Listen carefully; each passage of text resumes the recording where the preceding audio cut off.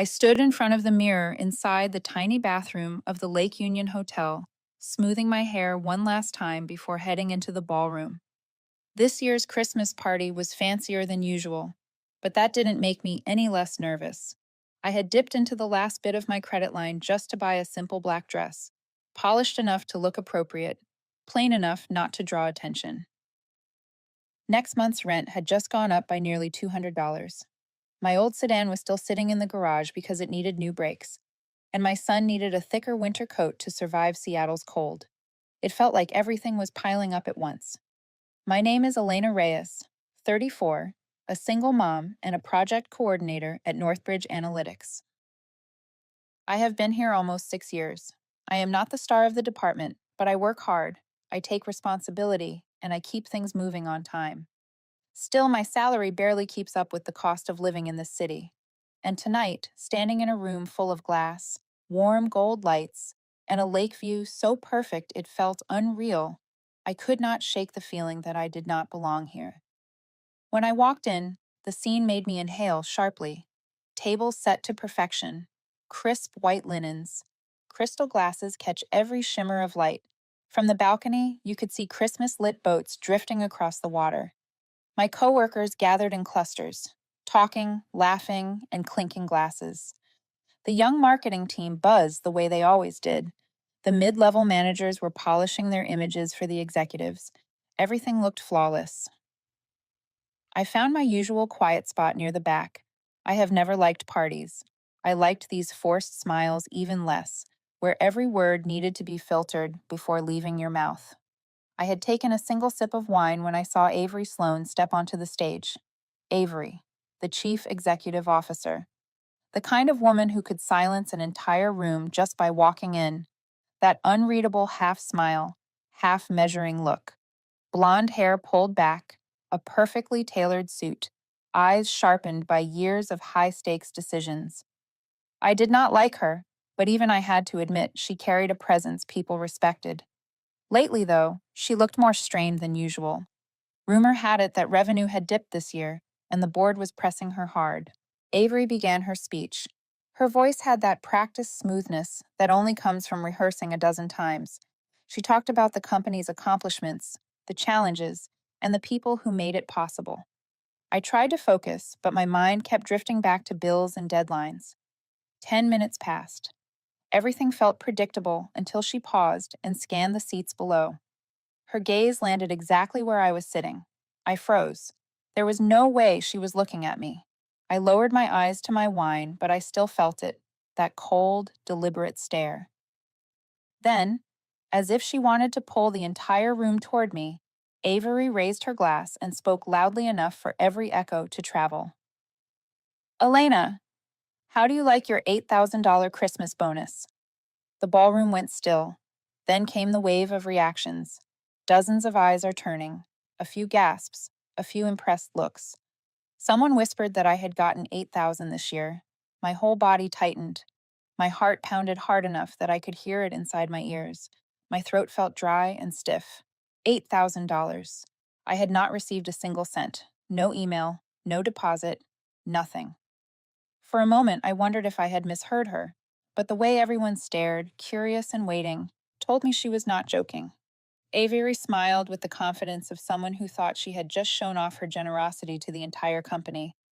I stood, my legs shaking. My voice came out so soft I almost missed it myself.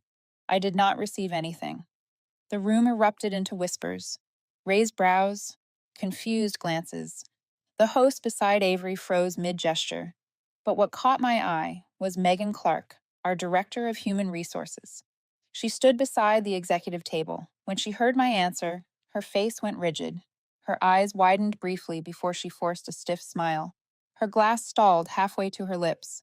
That was not the reaction of someone surprised I had not been paid. It was the reaction of someone terrified that the truth had surfaced. A cold shiver spread across my back. Megan was not shocked about the missing bonus. She was shocked that it had been revealed publicly. And in that moment, I knew something was wrong. Deeply wrong. And far from small.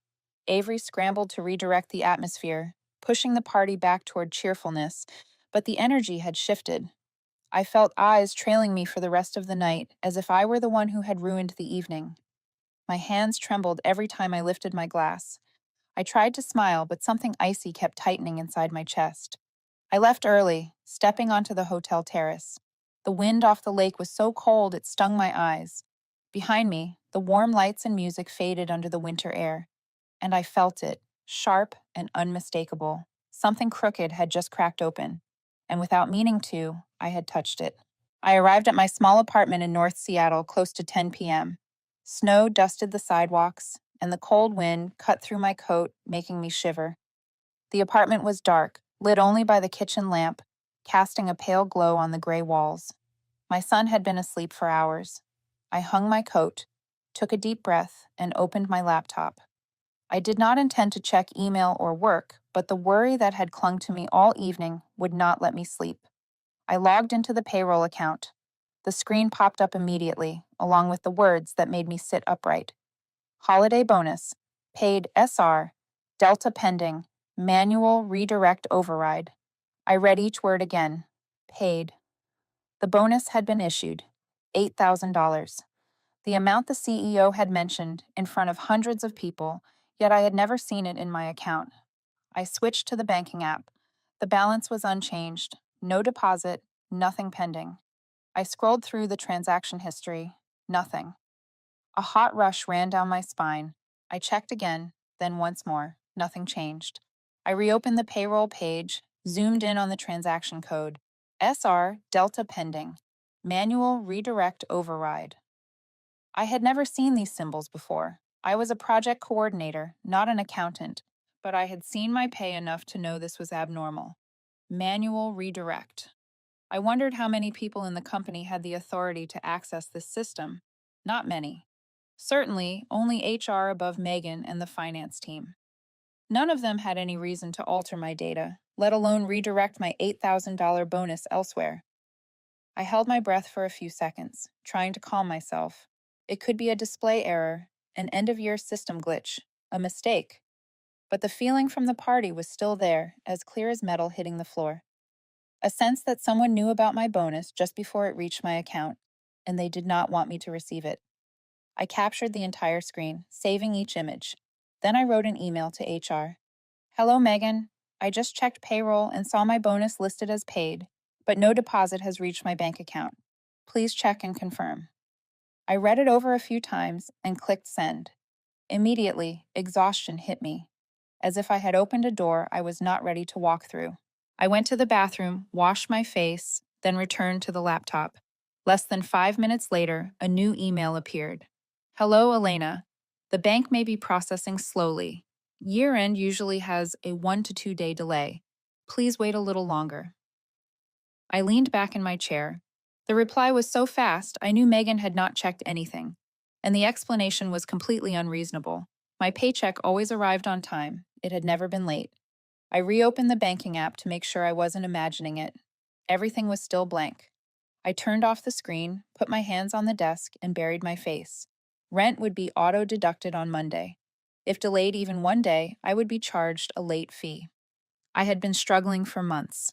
That $8,000 was not a lavish bonus. It was what would let me breathe after weeks of exhaustion. I tried to sleep, but at 3 a.m., I was still staring at the ceiling. Images from the party replayed. Avery's eyes when she asked that question. Megan freezing. The whispers of the others. Unease slowly built inside me, like water seeping into the wood floor. The next morning, I arrived at the office earlier than everyone else. I checked my account again. No change. I decided to ask a colleague in the accounting team responsible for internal reporting, someone I trusted somewhat. She flinched when I asked. I don't know either. I'm short almost 1,000 compared to the notification, but I don't dare question it. Year-end bonuses are sensitive. Raising issues is risky.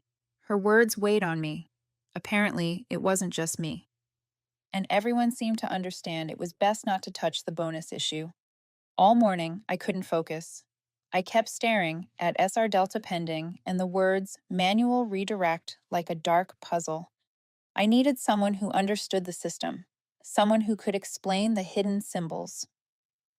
That evening, after feeding my son, I messaged Liam. You free for a bit? I need to check something. Liam was an IT engineer at the company, one of the few I trusted completely. 3 years of working together, staying up late, fixing issues, sharing stories we never told anyone else. He called immediately after I sent the screenshot. You pulled this from payroll? Yes. And you haven't received the bonus, right? Right. Liam was silent for a few seconds. I heard the tapping of keys, then his voice lowered, serious. Elena, manual redirect isn't a system error.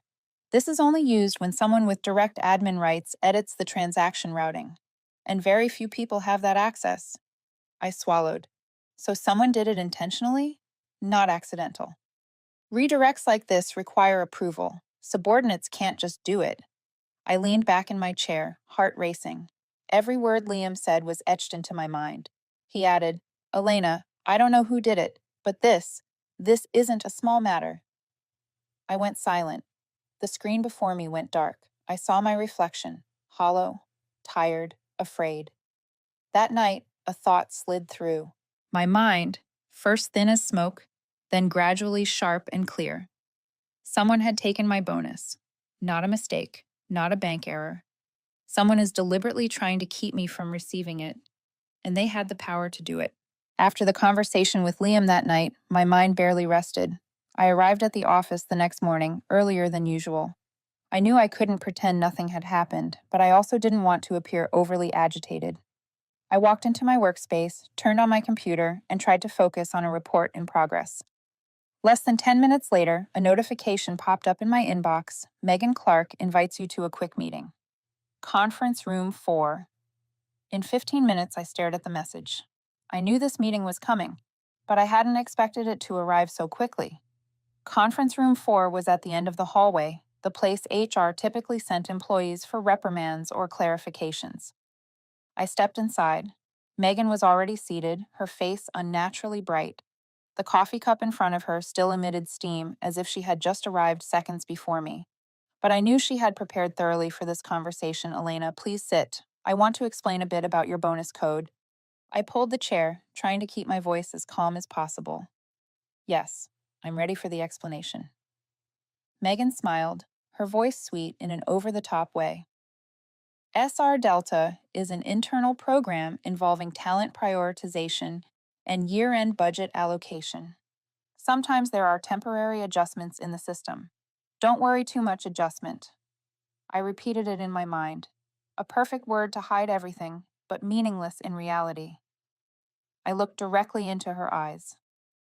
I want to know why my bonus shows is redirected and why I was never informed of any program related to SR Delta. Her confident expression faltered briefly, but she quickly restored her practiced composure. I understood her frustration, but these were internal business matters. I thought she was too tense. Year-end was busy for everyone. Best to focus on your project. I sat quietly for a few seconds. Not because I didn't know what to say, but because I realized clearly that Megan had no intention of answering. And her focus on your project was not advice. It was a warning. I stood. I am not worried, Megan. I just want to understand why my bonus was handled this way. I will keep asking until I get a concrete answer. Megan's smile visibly faded. She nodded politely, but her eyes were cold. I understood. She could leave.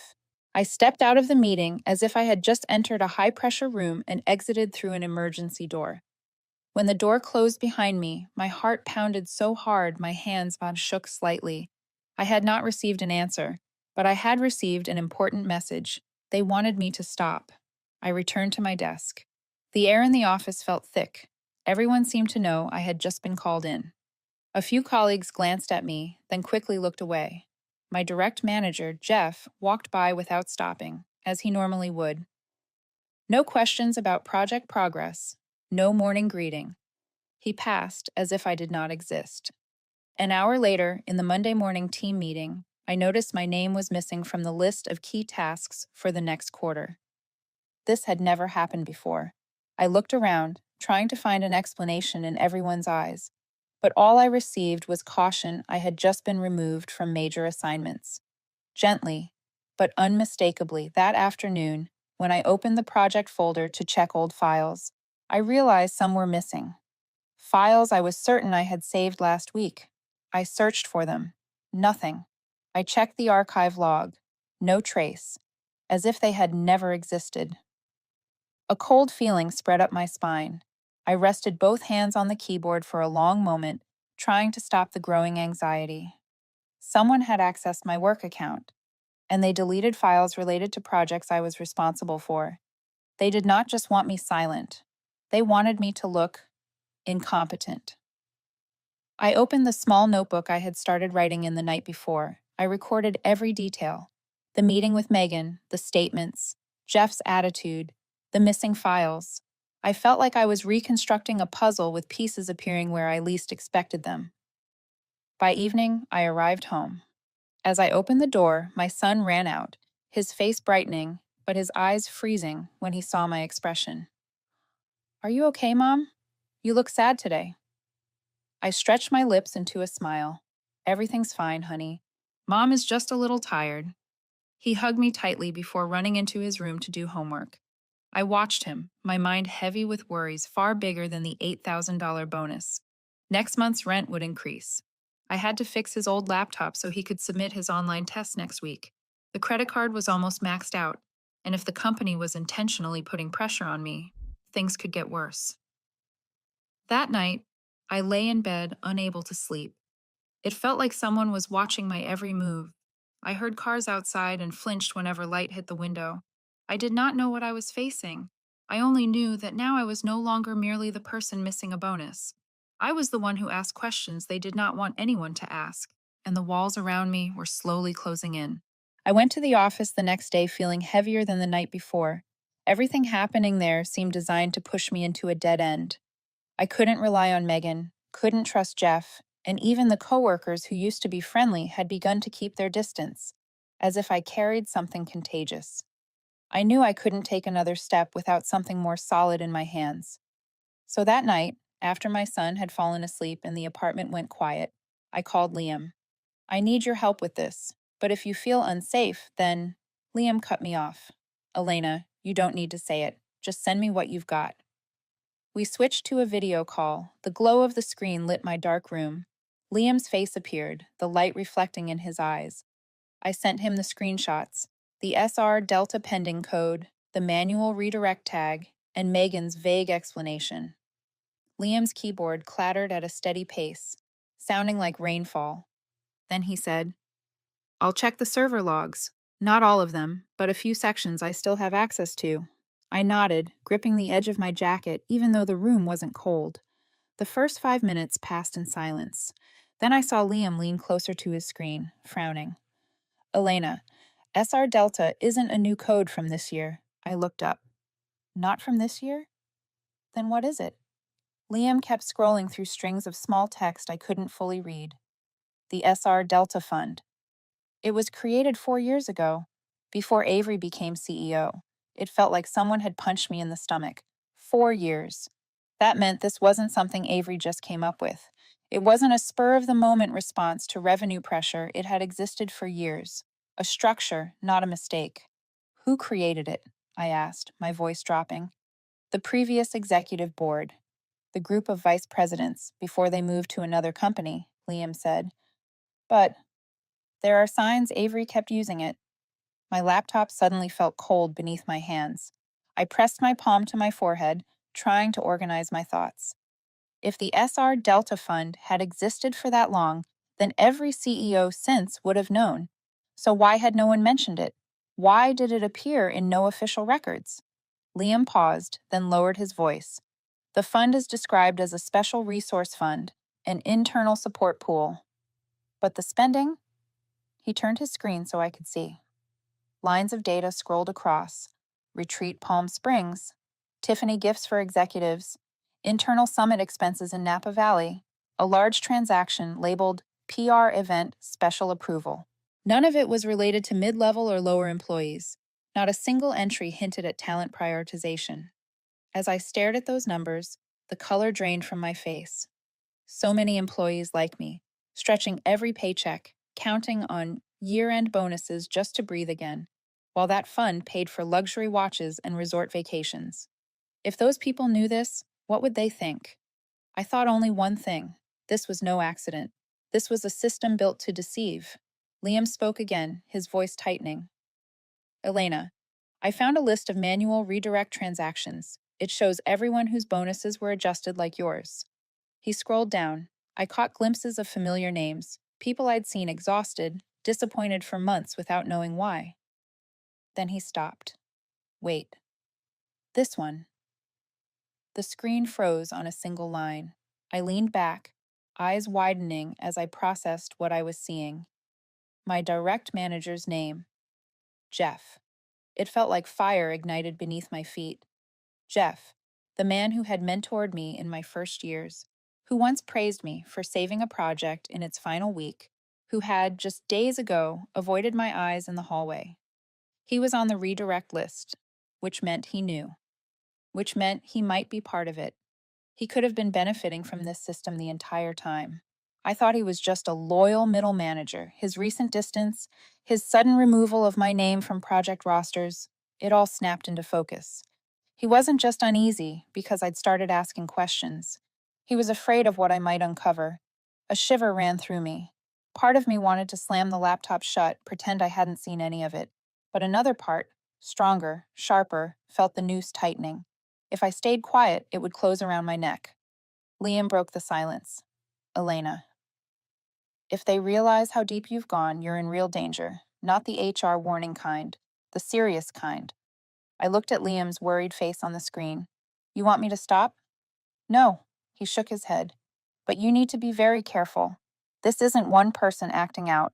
This is a whole system protecting itself. I sat there listening to the soft hum of my computer fan, a moment suspended between fear and resolve. If I'd come this far, I couldn't turn back. For the first time since all this began, I felt it. The sense that I was standing before a massive, heavy door, and behind it were things I wasn't sure I wanted to see. But I knew I had to open it. That morning, the office felt different the moment I stepped in. Quick glances, conversations pausing as I passed, forced half smiles. I knew the rumor had spread. Or worse, someone wanted it to. I had just set my bag on the chair when a notification appeared on my screen. Elena Reyes, please report to conference room 2.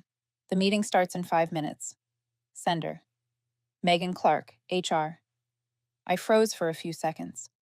Conference room 2 was different from 4. 4 was for light exchanges. 2 was for administrative matters.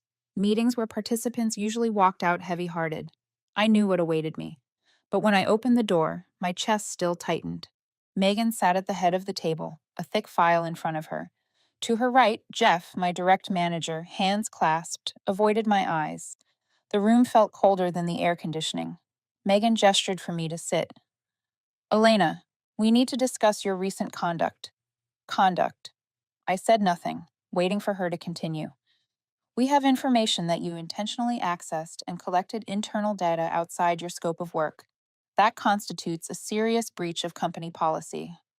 I looked at Megan, keeping my voice calm. I was only checking my payroll. I accessed nothing else. Megan tilted her head, feigning sympathy. But it doesn't stop there. We have reason to believe you were digging into sensitive data related to the bonus system. My chest tightened.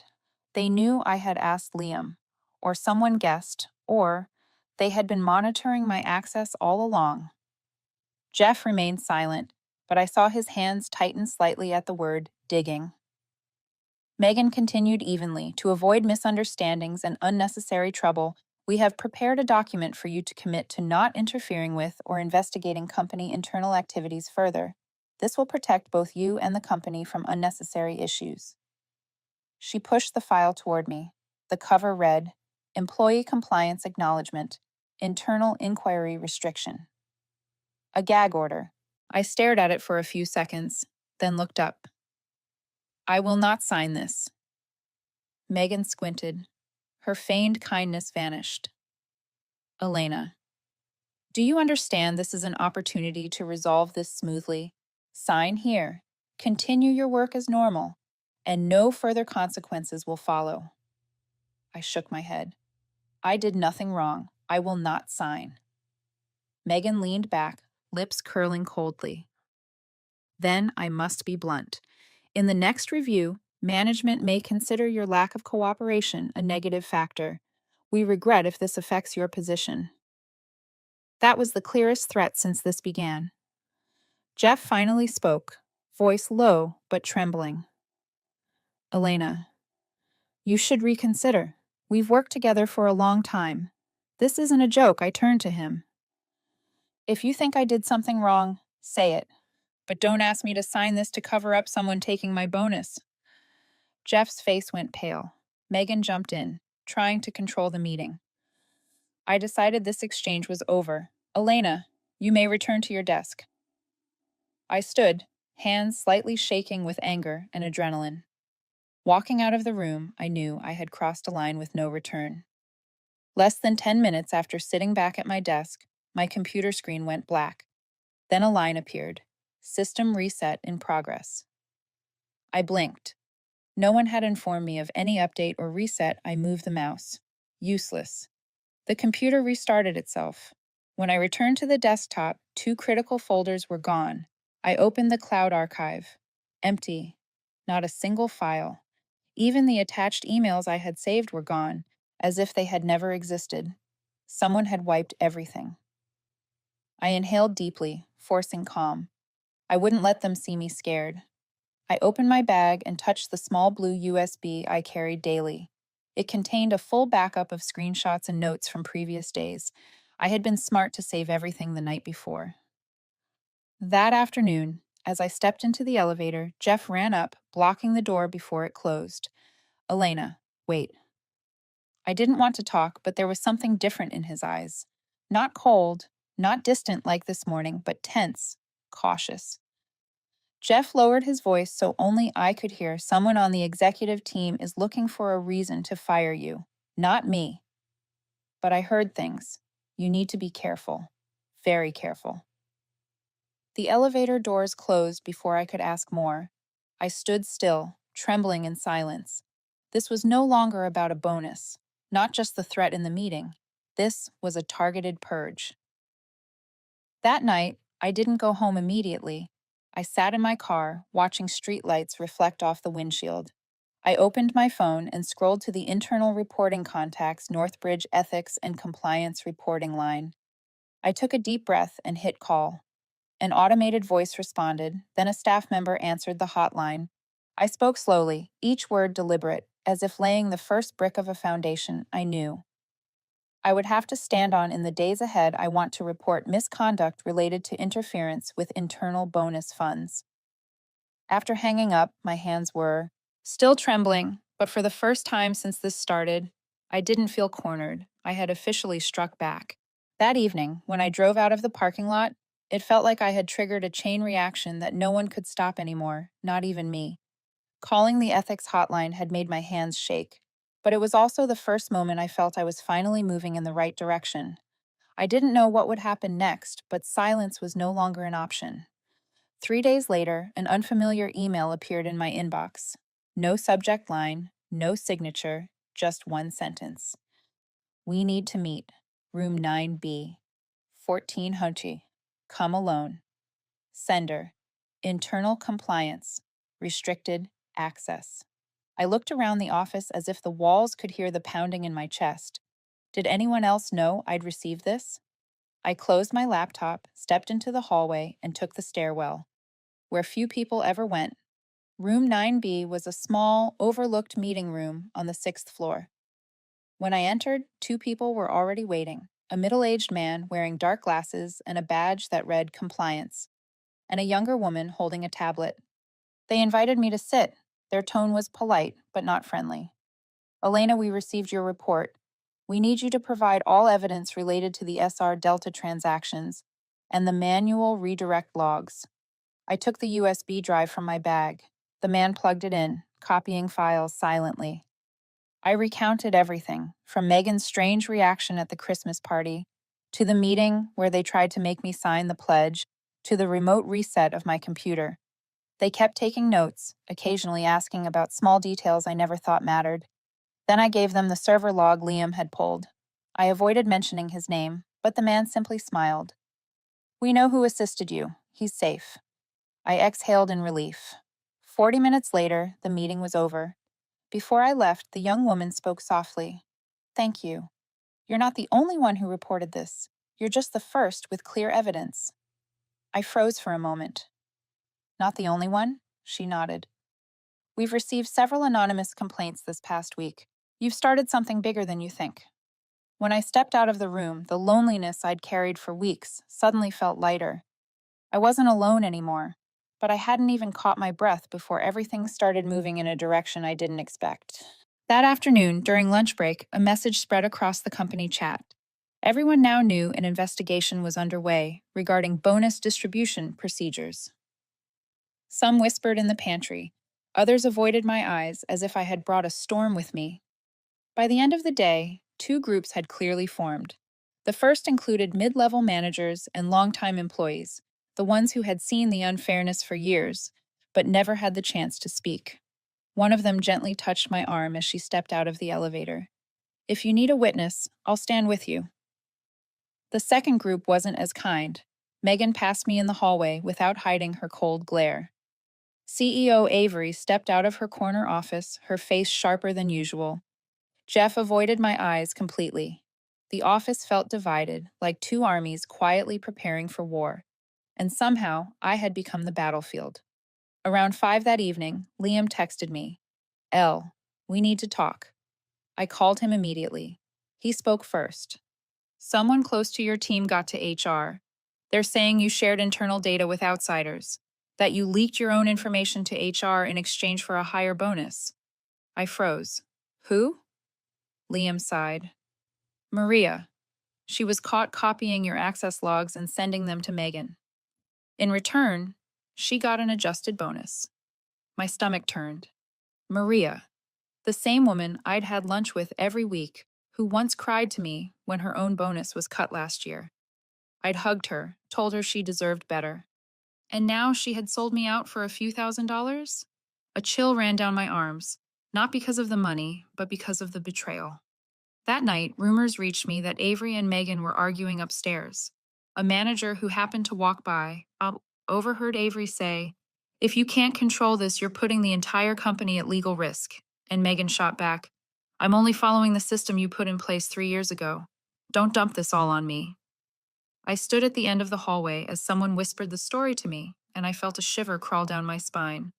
I wasn't the only one in danger anymore. Their own walls were cracking. The next morning, an email appeared in my inbox. Subject: Official warning. Violation of Information Security Protocol. A written warning. It stated that I had accessed restricted data beyond my authorization level. I stared at the line, but the panic I expected never came. Instead, there was a strange calm in my chest. Because that afternoon, compliance called me again. The young woman's voice was firmer this time. "Elena, please stay calm. We believe the warning was an act of internal retaliation. This confirms our suspicion about the leadership team. You'll be under protection during the investigation." I sank into my chair, covering my mouth with my hand. I didn't know whether to laugh or cry. The people trying to silence me were revealing themselves, and so were the ones trying to protect me. This was no longer a fight between me and them. It had become a war between two forces inside the company, and I was the spark that set it all on fire. That Wednesday morning, the office felt heavier than usual, thick with whispers that died the moment I walked past. The meeting notice appeared in my inbox like a blade, short, cold, and precise. Required attendance: Elena Reyes, Executive Room 3, 14 Huntois. Purpose: disciplinary discussion. Attendees: CEO Avery Sloan, HR Director Megan Clark. No explanation, no preface, just the next step in a process I already knew too well. Disciplinary. That word wasn't used lightly here. It was the line that came right before suspension or termination. My heart beat fast, but not with panic. It was the steady rhythm of someone who knew she was walking into her final battle. At 2 o'clock sharp, I stood before the frosted glass door of Executive Room 3. Through the blurred panel, I could see two silhouettes waiting inside. I took one long breath and stepped in.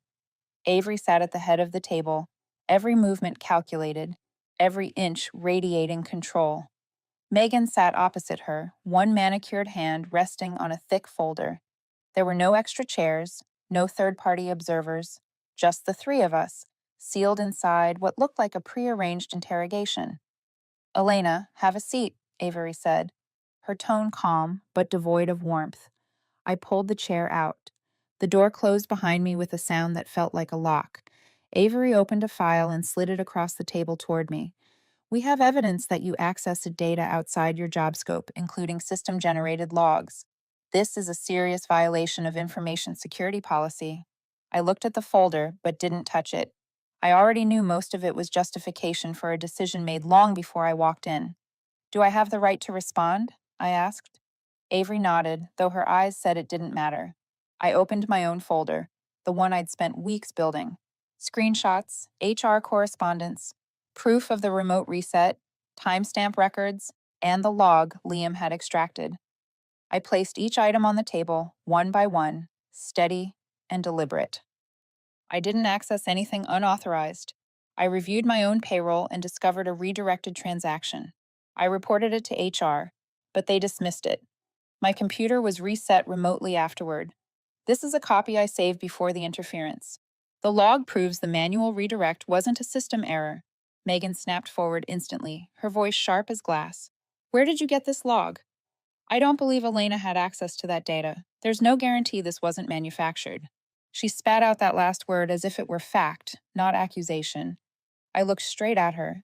If I fabricated it, then why did HR pressure me to sign a non-disclosure form? Why was my system wiped the moment I refused? And why are multiple employees now submitting anonymous reports about the same issue? Megan opened her mouth to strike back, but Avery raised a hand. "That's enough." She flipped through several pages in her folder. Her eyes sharpened, the kind of look someone gives when they've already decided. "Given the situation, we have limited options. To protect the company from potential legal risk, I'm recommending we suspend you pending further investigation." Suspension. The word fell between us like a sentence. I knew that once it was signed, termination would only be a matter of paperwork. They were clearing the path to remove me legally, efficiently, quietly. My chest tightened, but I forced my face to stay calm. Avery uncapped her pen. She laid the document in front of me and began to sign at the top corner, the CEO's line. Then, three sharp knocks hit the door, firm enough to jolt all three of us. The door swung open. Two people in black suits stepped in. I recognized them instantly. Compliance. One of them spoke before his second foot hit the carpet. "This meeting needs to stop immediately." Avery stood, her voice rising. "This is an internal disciplinary review. You have no authority to—" The man held up a paper stamped with a legal seal. "By order of the legal department, all actions related to SR Delta, including any disciplinary measures, are to be halted immediately. All documents, emails, and system logs are now under legal hold.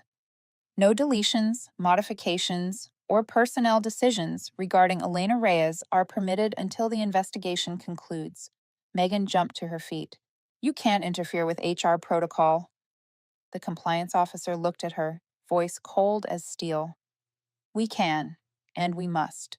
Preliminary evidence suggests one or more executives may have engaged in internal retaliation. This employee is protected under whistleblower provisions." Avery's grip on her pen tightened until her knuckles turned white. She looked ready to explode, but the legal order between us froze her in place. Legal hold. The phrase landed like a wall between them and me. The man turned to me. "Elena, you'll need to cooperate with us for the investigation. Everything you've provided will remain protected." I nodded once. Small, but heavy with everything I couldn't say: relief, fear, fury, and the faint, trembling realization that I'd just survived a blow meant to end me. Avery threw her pen onto the table, her voice flat as ice. "This meeting is over." I walked out of that room like someone who had just come back from the edge. My heart was still pounding, but not from fear anymore. It beat with one clear truth: they had been stopped before they could erase me. And from that moment on, I was no longer the one being hunted. After the interrupted disciplinary meeting, I walked into the office feeling like I had entered a completely different organization. The atmosphere shifted by the hour, as if someone were constantly adjusting the temperature and pressure inside the building. Whispers floated everywhere, from the elevator to the communal kitchen. Employees who had once joked and laughed were now silent and wary. No one knew exactly what was happening, but everyone felt it. A major investigation was quietly expanding. The next day, I received an email inviting me to a formal interview with the compliance department. The meeting room on the 8th floor was small and private, with only 2 investigators and a lawyer from legal. They turned on recording devices and asked me to recount everything from start to finish. I detailed every incident, discovering the SR Delta code, the forced pledge meeting, the remote reset of my computer, and the deleted files. When I handed over the USB containing my copies of the data, they received it with utmost seriousness. After I left the room, the investigation went into its deepest phase. Over the following weeks, the company's internal systems were combed through like a blade slicing clean. It informed Liam that servers had to be paused for hours due to the volume of logs extracted. Every access record for the past 4 years was analyzed. Every manual redirect was traced to the person who executed it. Every email and banking transaction was reviewed. Within 14 days, over 22 employees were summoned for interviews. Each walked out tense, some with red-rimmed eyes. Everyone knew the investigation involved SR Delta, but no one could gauge the severity. 3 weeks later, I was asked to return to the 8th floor for preliminary findings. The same 3 people were there, but the atmosphere was heavier. The man wearing glasses slid a folder toward me. Before opening it, he said bluntly, "Elena, the information you provided has allowed us to expand the investigation. The results are more complex than we anticipated." I swallowed, bracing for whatever was coming. He began. "Based on an analysis of server logs over 4 years, we have identified Megan Clark as the primary person directing most of the manual redirects. She used her high-level admin privileges to divert employee bonuses into the SR Delta Fund." I gripped the edge of the chair. Not surprisingly, but still a cold chill ran down my spine. But she was not the only one responsible. I looked up. Avery Sloan, as CEO, had approved special access to the SR Delta Fund for 3 consecutive years. Multiple misappropriated transactions were either signed off on by her or fell within her access privileges. My chest tightened. I had believed Avery was a firm but transparent leader. The truth weighed like stone. The young woman continued.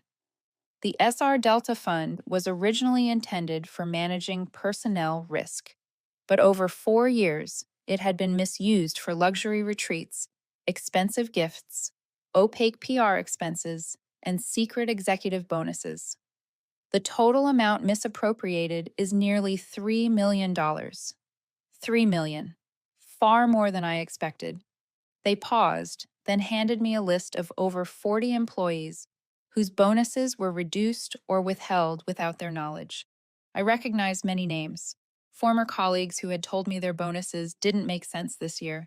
Those who had cried in the restroom after unfair evaluations. I leaned back to steady my breath.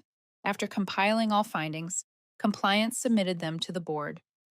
The decision would be announced this afternoon, the man said. Later that afternoon, a company-wide email arrived. I opened it with trembling hands. Avery Sloan was immediately suspended and then terminated for serious financial mismanagement. Megan Clark's file was handed to the State Financial Investigation Authority. Several mid-level managers were suspended for approving illegal transactions. The SR Delta Fund was completely dissolved. Over 40 employees were reimbursed for their bonuses with interest. The company was mandated to conduct quarterly independent audits. No words softened the truth. Everything was written bluntly, coldly, with no avoidance. When the news hit, the office erupted, not with cheering, but with the sudden exposure of long-hidden cracks. People formed small groups, whispering about Megan being escorted out, Avery leaving through the back door without a word. Some cried at the thought of getting their bonuses back. Others hugged. Some stayed silent, unable to believe how quickly everything had collapsed. That evening, Liam brought a hot cup of coffee to my desk. He didn't speak at first, just sat and sighed.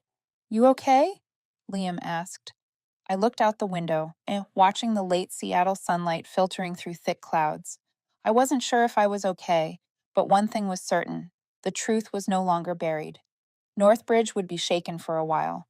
But this chaos was not a sign of failure. It was a system purging its toxins. And I realized I hadn't just reclaimed my lost bonus. I had reclaimed my voice in a system that had wanted me silent. I received the first payment on a bitterly cold morning at the end of December. An email from the bank arrived. My account had increased by nearly $20,000.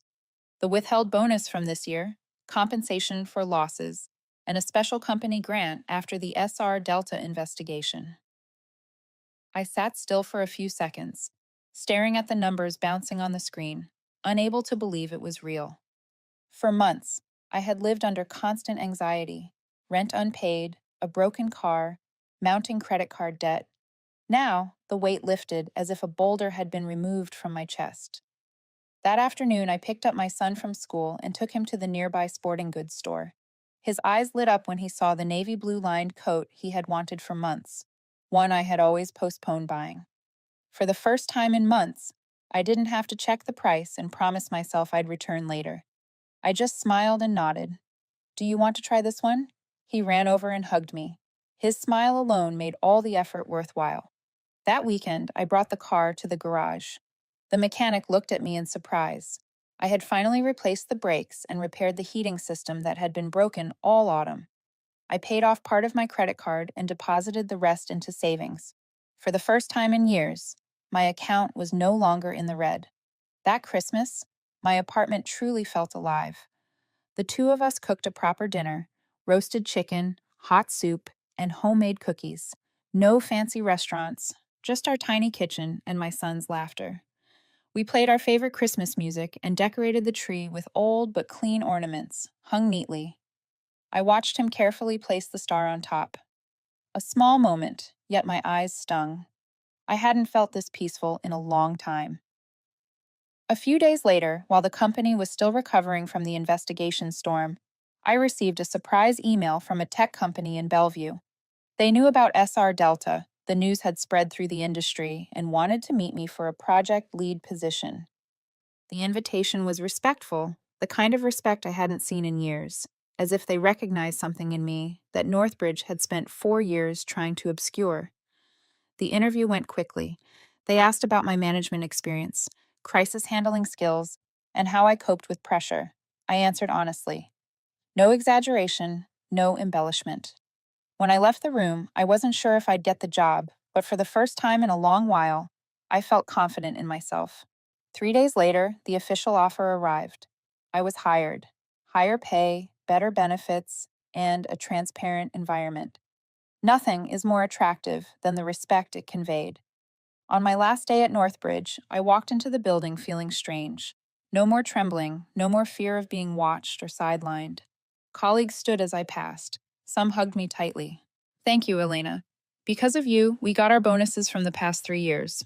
Elena, thank you for not staying silent for us." I just smiled and said I had only done what anyone deserved, reclaiming justice. Jeff stood at the end of the hall, hands in pockets, a complicated expression on his face. He stepped forward, hesitant. I knew nothing I said would be enough. But thank you for not letting it continue, and I'm sorry I didn't stand with you sooner. I nodded. I no longer held anger toward him. Jeff was just a part of the machine, lacking the courage to resist. As I packed my few belongings into a small box, some notebooks, a photo frame, a coffee mug, I looked around the office one last time. The walls that had once suffocated me no longer felt intimidating. They were walls, not a prison. I realized what had trapped me wasn't the place. It was fear, silence, and acceptance. I walked out the front door of Northbridge, the cold sunlight cutting through the foggy Seattle sky. My son waited in the parking lot with a red woolen hat. He ran toward me and grabbed my hand tightly. "Mom, done with work?" "Yeah, I'm done." We walked together under the first light snowfall, blending into the glittering streetlights. My shoulders felt light. No more watchful eyes behind me. No more veiled HR threats.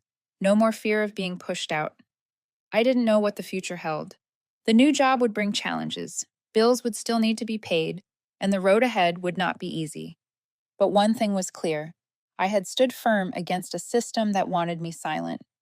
Amid the falling snow and my son's laughter, I realized something deeper than I had ever imagined. Courage is not the absence of fear. It is taking the next step, even when everything around you is trying to make you surrender. The truth can be hidden, distorted, buried, but it cannot be buried forever, and silence, sometimes, is complicity. That night, as we walked through the streets together,